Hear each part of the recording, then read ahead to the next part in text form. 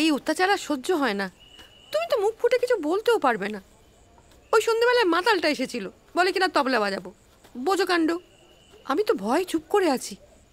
মিমির খোঁজ করছিল, যেই বললাম ঘুমিয়ে পড়েছে, সঙ্গে সঙ্গে তবলা নিয়ে ঘরে চলে গেল।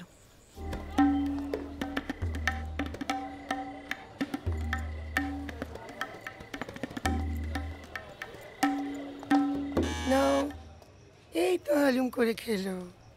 শোনা মা আমার, এবার একটু এইটা দে। হা করো, হা করো। হালুম।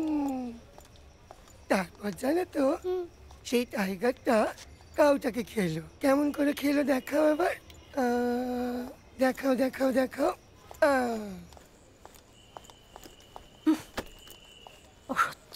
এই অত্যাচার আর সহ্য হয় না।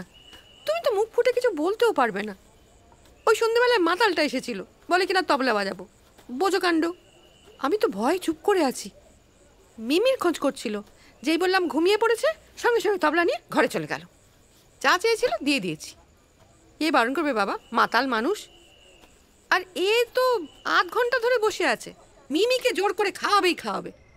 এসো, এবার আমরা যাই, খাওয়া হয়ে গেছে। এসো। তুমি চা খাবে?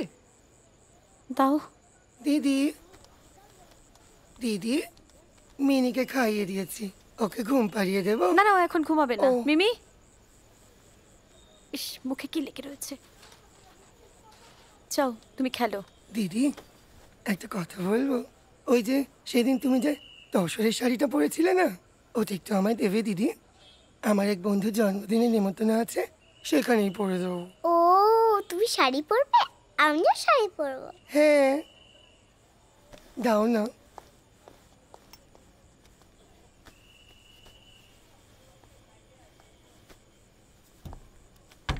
বাহ, কি সুন্দর। এটা পরলে জানো তো দিদি, আমার না তোমার মতোই সুন্দর লাগবে, তাই না?